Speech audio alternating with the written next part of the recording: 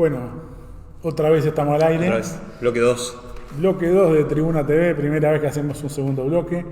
¿Se acuerdan que habíamos dicho en el primer bloque que íbamos a dejar para la semana que viene un contacto con el compañero Juan Ferro, pero pudimos concretarlo en el día de hoy? Y bueno, el tema que vamos a tratar con él es lo que veníamos hablando del fútbol, ¿no? De la crisis capitalista, cómo impacta en el fútbol, qué tiene que ver la Copa América con esta crisis, etc. Así que vamos a escuchar primero a Juan Ferro y después haremos algunos comentarios. Sin más preámbulos. Cerraremos.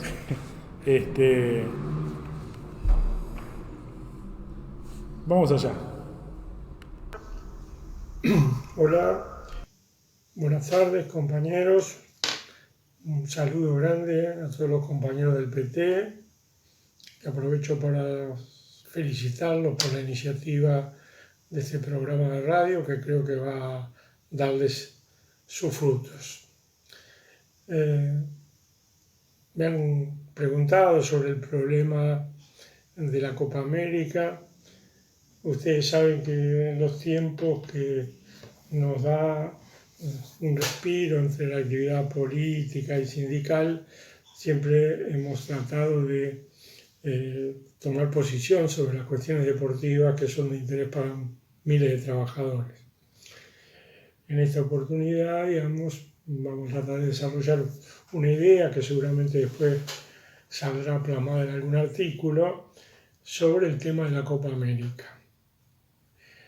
La Copa América se ha transformado evidentemente en una cuestión de Estado. Ustedes saben que desde el punto de vista de la historia, la Copa América es el torneo de selecciones más antiguo del mundo. Tiene más de 100 años. Tiene tantos años que ha tenido que afrontar la otra pandemia, la de la gripe española. En 1918 el Brasil debió organizar esa copa. La había organizado antes Argentina en el 16, Uruguay en el 17. Y en el 18, por las miles de muertes que había en Río de Janeiro, la suspendieron. Así que estamos viviendo una situación 100 años más tarde. Es decir, 100 años después, la Conmebol llevará adelante contra viento y marea en medio de una brutal pandemia una copa que se realizará simplemente por la imperiosa necesidad que tienen los negocios capitalistas del fútbol, que hasta cierto punto se han visto restringidos por la pandemia actual. Entonces la presión que hay porque esto se realice es demasiado grande. Es decir, la decisión de estos personeros, de los grandes capitalistas, que son los dirigentes de la Conmebol, fue la realización de una copa a costa de lo que sea. Fíjense que se cayó la sede inicial en Colombia, envuelta en una crisis enorme, sin precedentes, social y política. Luego fue ofrecida al gobierno argentino y el gobierno argentino no estaba en condiciones de poder aceptarlas por las críticas políticas que podían llegar a venir en el marco de un aislamiento que ha llegado acá a la fase 1. Entonces ahora se va a realizar en el único país donde el gobierno es abiertamente promotor de esa decisión. Decía que se va a realizar en el lugar donde el gobierno es el abiertamente promotor de la decisión. Entonces la Copa América se ha transformado en una confrontación política internacional entre los presencialistas y los no presencialistas del COVID. Esto es importante. En los últimos años, el fútbol de América se ha visto profundamente exurcado por la lucha de clase. Después de que la Conmebol insistiera en jugar la Copa Libertadores entre gases lacrimógenos en Colombia, la Asociación de Futbolistas Colombianos suspendió el fútbol desde el 13 de mayo. Recién ahora, este viernes, se retomaron los cuartos de final de la liga, interrumpidas por la crisis social reinante en Colombia. Algo así pasó en Ecuador en el 2019, se produjo una rebelión popular que coincidió con la organización de la Conmebol de la Copa Libertadores Femenina. La rebelión popular de Ecuador obligó a suspenderla. En Chile pasó lo mismo en el 19. La actividad del fútbol chileno estuvo suspendida durante 3 meses debido a los conflictos sociales y las protestas brutales de los trabajadores, los estudiantes contra Piñera. En el propio Uruguay, en el 17, el fútbol se paró por el reclamo de los jugadores contra las condiciones leoninas que imponía la empresa Tenfield, dueña de los derechos de televisión. Entonces se aprecia que en todos los lugares la lucha de clases perfora el fútbol, aunque no sean sus protagonistas. Ahora hay una pregunta importante a responder. ¿Quién puede parar el fútbol? ¿Cómo se podría parar una Copa América? La respuesta es una sola y vale para la Argentina y para todos los países de América. Solo los jugadores de fútbol organizados podrían parar la Copa América. No serán los capitalistas los que abandonen la idea de una recaudación millonaria en dólares por la televisación y la comercialización de esta Copa. Ustedes fíjense que ha habido algunos intentos de armar una organización mundial de trabajadores que no ha prosperado, se han quedado en la mitad del camino. Por ejemplo, en el 95, por iniciativa de Maradona, se fundó en París con destacados jugadores como Cantona, Ciro Ferrara, Gianluca Vialli, Stojkovic, no me acuerdo otros. Se formó una organización mundial que apuntaba a darle un derecho de sindicalización. Fue bautizada como la Asociación Internacional de Futbolistas Profesionales. Y precisamente ahí Maradona fue el presidente, Cantona el vice. Un intento, una incipiente sindicalización que dio pasos importantes. Logró conseguir la apertura de la Liga de la Unión Europea para los jugadores. Tenían en un programa que se diera a sus jugadores un porcentaje de los jugosos contratos televisivos, que se revisaron los horarios de los encuentros, es decir, una serie de planteos que afectaban el conjunto de los futbolistas. La iniciativa naufragó. Maradona, su principal promotor, no la continuó, envuelto en sus problemas personales, Cantona tampoco, pero sentó un precedente. Es decir, un precedente de la necesidad de que haya una organización que defienda los derechos contra la voracidad de los capitalistas. Y hoy con la pandemia esto cobra una enorme autoridad.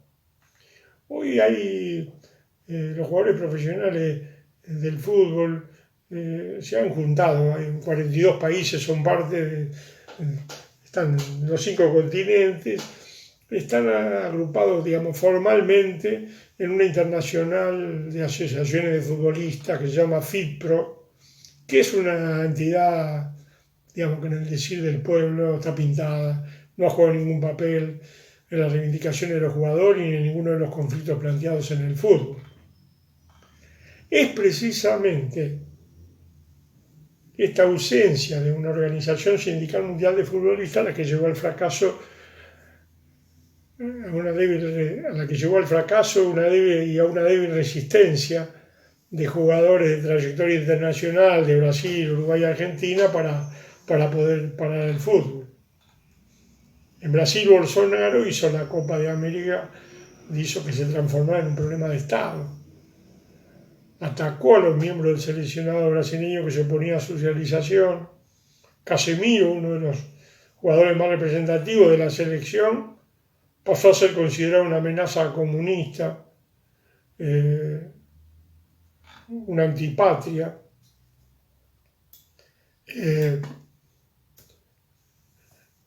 Y los jugadores, frente a esta circunstancia tan compleja, los jugadores del seleccionado brasileño tiraron la toalla.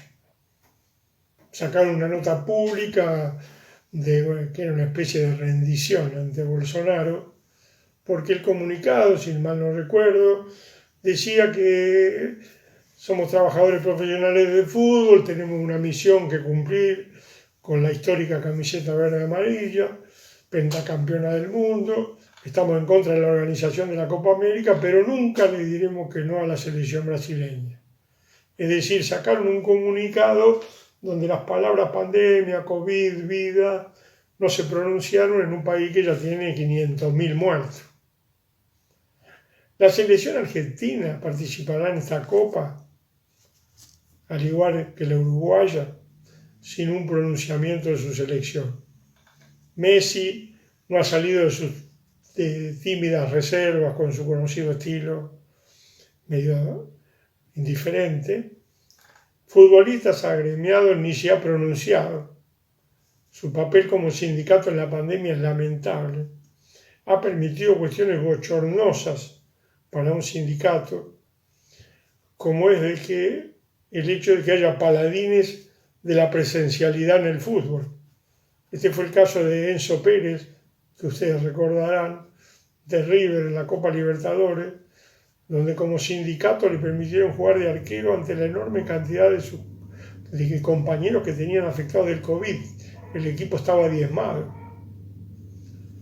La presentación de un jugador de campo como arquero es algo así como que por ser parte de un hospital un enfermero haga suplencia de electricista. Es decir, ese es el cuadro que tenemos de organización de los futbolistas en la Argentina y en muchos de los países de América. Así las cosas, la sede de la Copa América será Brasilia, Guayana, Río de Janeiro, que son las capitales del COVID. Es decir, Brasil hoy es el segundo país en muerte y el tercero en casos de COVID en el mundo. Entonces, ¿cuál es la reflexión? Debe prosperar la idea de una organización sindical real de futbolistas a nivel mundial. Mientras tanto, como dice el viejo refrán, la función deberá de continuar. Muchas gracias, compañero.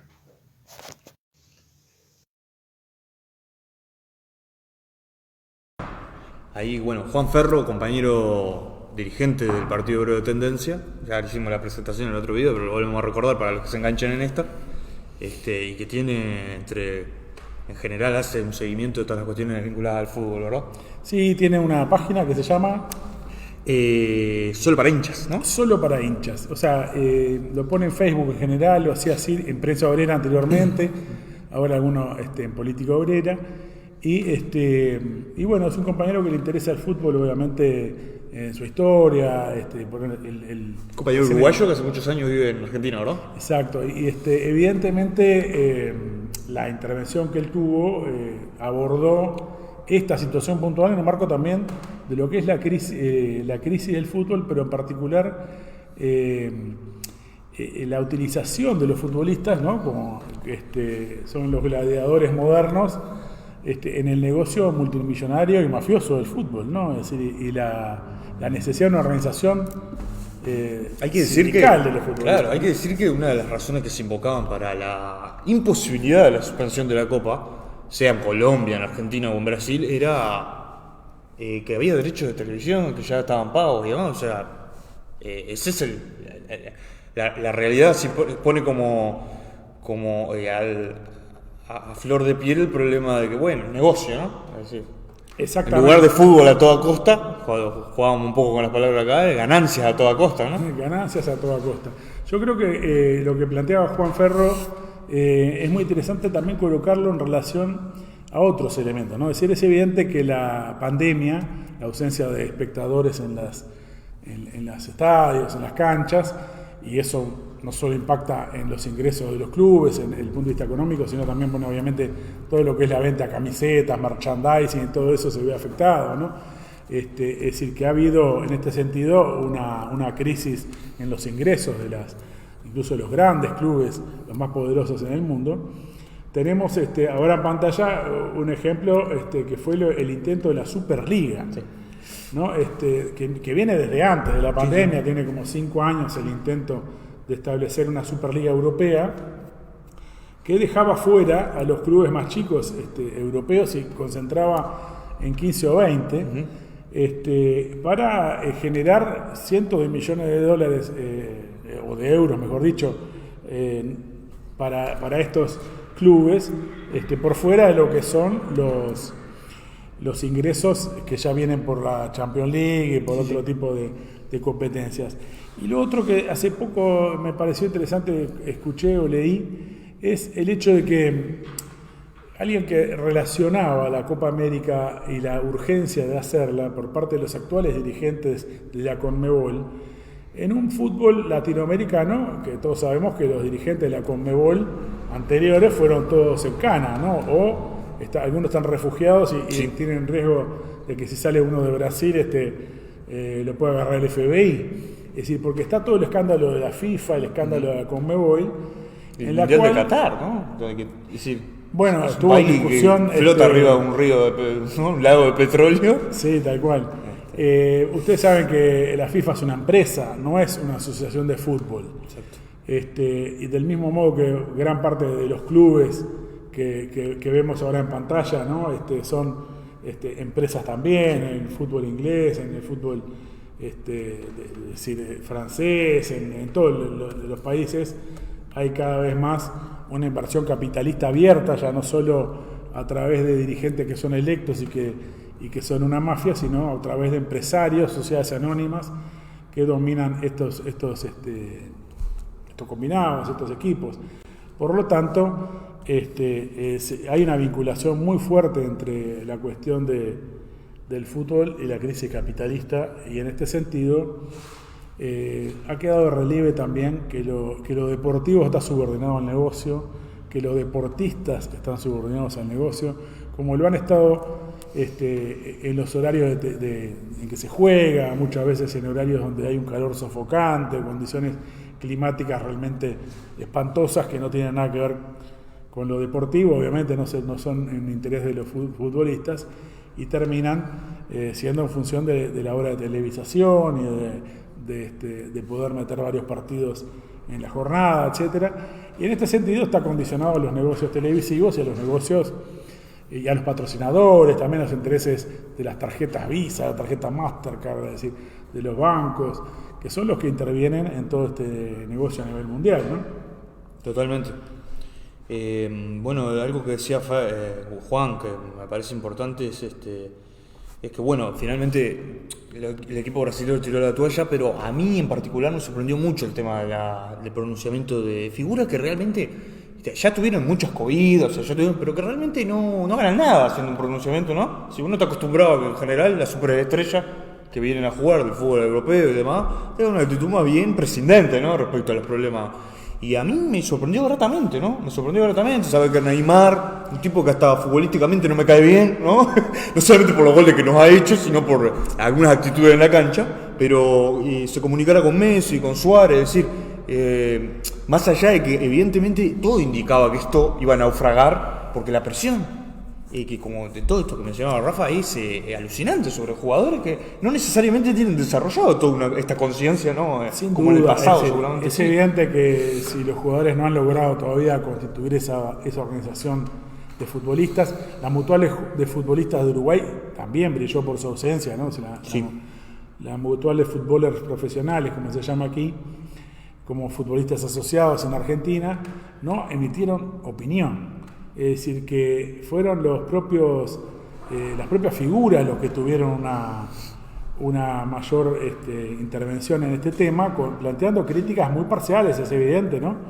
Pero también es cierto que es muy fácil echarles a una parte de la opinión pública en contra, porque, bueno, están representando al país, la cuestión patriótica, la cuestión también de que la gente quiere distenderse y ver algo que lo entretenga, ¿no? Es decir, entonces, en este sentido, bueno, no le quiero cargar las tintas a Cavani, a Suárez, a Mulera o a Neymar, sino, de alguna manera ya la expresión por parte de ellos de las reservas y hasta cierto punto una oposición, ¿no? Sí. A que se hiciera la Copa América en las condiciones de la pandemia, marca, y que esto se discutiera incluso en los programas deportivos, ¿no? Es decir, marca un elemento que hace a que esta crisis sanitaria, que es una crisis ya humanitaria en América Latina, se expresó también en el terreno del fútbol. Y bueno, seguiremos tratando este tema, ¿no? En otras audiciones, en otros programas de Tribuna TV, porque creo que está interesante, no solo la presencia de Juan Ferro, que me parece muy, muy interesante para los compañeros, sino vincular las cuestiones culturales, las cuestiones deportivas, las cuestiones sociales, con lo que son el devenir de un régimen social en decadencia, como es el régimen capitalista y cómo eso impacta en la vida social, en la vida cultural, ¿no? Sí, lo mencionaba ahí Juan, cómo perfora la lucha de clases, ¿no? Hasta los lugares más protegidos, en teoría, ¿no? Por las élites económicas y demás. Yo solo mencionar que lo último que se supo, además de lo que mencionaba Juan y Rafa, es que 2 días antes, o ayer creo, desvincularon al presidente de la Federación de Fútbol Brasilera, ¿verdad? Bueno, amenazaron a Tite, ¿no? Al entrenador. Amenazaron al Tite, lo amenazaron de que lo iban a echar, pero además, es decir, todo cuando uno investiga un poquito dice, bueno, esto termina en nada, o sea, ha sido expulsado por acoso sexual, ¿no? O sea, un nivel de improvisación tan grande, que los jugadores, al punto que los jugadores no saben dónde se van a alojar, hasta hoy no saben, arranca el domingo la Copa. No, claro, es una improvisación completa y bueno, evidentemente es esta idea que el negocio tiene que seguir, no puede, la pelota está manchada, tenemos que decir de alguna manera, ¿no? Está manchada por el dinero y por la pandemia y las muertes. En este sentido, creo que lo que señalaba Juan Ferro, de la necesidad de que siga circulando la pelota para mover el dinero, también creo que juega un rol político la Copa América, en el sentido de decir, vamos adelante. Vos vas a laburar a una obra de la construcción, vas a laburar en el ómnibus, vas a laburar en los hospitales, en todos lados, y los futbolistas van a laburar también. Y no se quejen que no hay condiciones porque van a laburar gente que gana menos que ustedes. Es decir, hay todo un discurso donde la utilización de la Copa América también está al servicio de una presión sobre el resto de la sociedad. Totalmente. Y en este sentido, este impulso a la presencialidad en plena pandemia, que ya mencionamos con los jornales solidarios también, son tan solidarios que no le pudieron dar un subsidio de desempleado si no era a cambio de que trabajaran presencialmente en plena pandemia, ¿no? Totalmente. Sí. Yo creo que es una de las grandes conclusiones. No sé qué más No, yo creo que por hoy ya ha sido largo. Agradecemos a Juan de vuelta. vuelta. Por acá, le decimos a los compañeros que le den me gusta, que compartan, extendamos la difusión de este programa. Y en particular, el 17 de junio vamos al paro general, lo dijimos ya la vez pasada. Adherimos al paro general, convocamos al paro general en el marco de un planteamiento de un plan de lucha y de un paro activo. Sí. Nos hemos enterado de que el PIT-CNT hace poquito resolvió que va a haber una caravana el 17 de junio, es decir, que no va a ser un paro completamente pasivo, pero bueno, veremos cómo se organiza. Hoy no tenemos ahora exactamente los detalles. Aparentemente eso a las 3 de la tarde, saldrían de varios puntos de la ciudad. Desde el obelisco a Torre Ejecutiva, en teoría, sería ese el recorrido, pero antes se concentraría... En el obelisco se concentran 3 columnas o 3 caravanas. Exacto. Que luego va hacia la Torre Ejecutiva. Eso sería lo último que tenemos. Entonces, por lo tanto, tenemos que participar, obviamente, en el paro general, parar masivamente y constituir una columna clasista en esta movilización, que coloque la necesidad de un plan de lucha, no al aumento de la edad de retiro, por aumento del salario mínimo que cubra la canasta familiar, por la no presencialidad en la educación, en defensa del subsidio del desempleado, para que los trabajadores precarizados, subocupados y desocupados no tengan que salir a la calle. Contra la LUC, contra el aumento de la edad de retiro. Exactamente, contra la represión policial, las reformas represivas, la reforma de la educación que es completamente cercenadora de la autonomía de la enseñanza. Por lo tanto, estamos ante la necesidad de que el paro general sea un golpe a la política capitalista y a la política del gobierno. Totalmente. Dejamos por acá. Nos vemos el jueves que viene. El jueves que viene es 17. Bueno, el jueves que viene es el 17. Es el mismo día del paro. Vamos a definir exactamente, y luego lo anunciaremos en las redes, cómo desarrollaremos el programa próximo. Perfecto. Rafa, nos vemos entonces en estos días. Nos vemos próximamente y convocamos a militar este paro general como una gran jornada de oposición al gobierno, de protesta y que plantee la perspectiva de una salida obrera frente a esta crisis. Totalmente. Bueno, nos vemos.